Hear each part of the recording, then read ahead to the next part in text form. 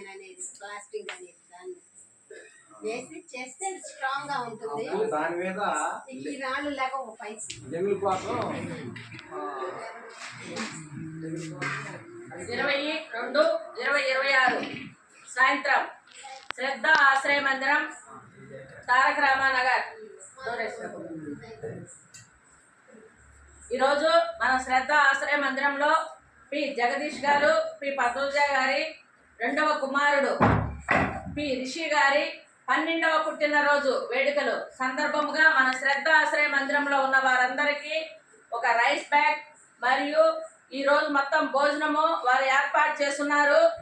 P Rishi గారి పుట్టినరోజు సందర్భంగా జరుపుకొనుటకు వచ్చిన వారి నానమ్మ గారు, వారి చిన్నాన్న, వాళ్ళ అన్న వీరందరూ వచ్చున్నారు. పి రిషి గారి పుట్టినరోజు సందర్భంగా అందరూ ఒకసారి శుభాకాంక్షలు చెప్పండి. శుభాకాంక్షలు రిషి గారు. వచ్చిన వాళ్ళందరికీ థ్యాంక్స్ చెప్పండి. థ్యాంక్స్ అండి, అందరికీ థ్యాంక్స్.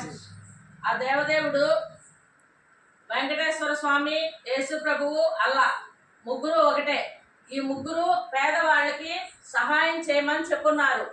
కాబట్టి వారు చాలా గొప్పవారు అయినా కూడా వారి పిల్లలకి మంచి ఆలోచనలతో సొసైటీలో మెలగాలని, వారి మంచి చదువులకి, మంచి సేవాభావానికి అలవాటు పడాలని వారి తల్లిదండ్రి, వారి నానమ్మ, వాళ్ళ చిన్నాన్న, వాళ్ళ బ్రదరు అందరూ ఆ పిల్లల్ని ఇక్కడికి తీసుకొని వచ్చి ఇక్కడ ఉన్న వారందరినీ చూపించి వారికి మంచి అలవాట్లు అలవర్చాలని వారు చేసినటువంటి ఈ పనికి మనం అందరం ఒక్కసారి థ్యాంక్స్ చెప్పండి. థ్యాంక్స్ అండి.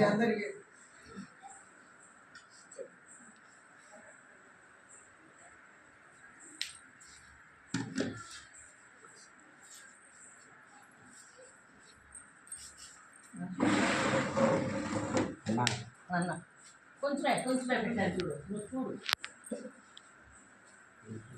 కొంచెం పెట్టాను.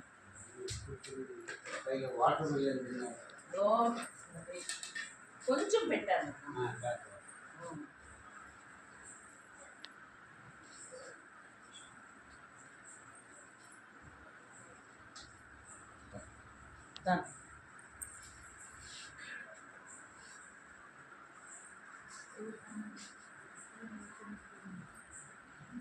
అందరు పెట్టిందా? చెప్తాను. ఒక్క నిమిషం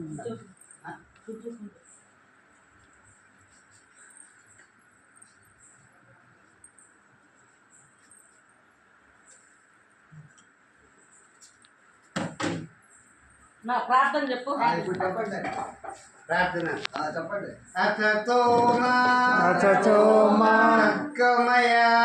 గమయ తమసోమ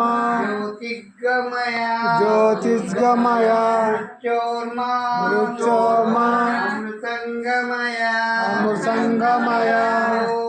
ఓం శాంతి శాంతి శాంతి శాంతి శాంతి. అన్నదాత సుఖీ భవ. మీ రిషి గారికి అందరూ ఒకసారి పుట్టినరోజు శుభాకాంక్షలు తెలియచేయండి. పుట్టినరోజు శుభాకాంక్షలు రిషి గారు. ఆ దేవదేవుడు వెంకటేశ్వర స్వామి నిత్యం వారికి, వారి కుటుంబానికి అంతా తోడు ఉండి వారు చేసే ప్రతి పనిలోనూ వారికి తోడుగా నిలబడి అష్టైశ్వర్యాలు, ఆయురారోగ్యాలు, నిండు నూరేళ్లు ఇవ్వాలని మన శ్రద్ధ ఆశ్రయ మందిరం ద్వారా కోరుకుంటున్నాము.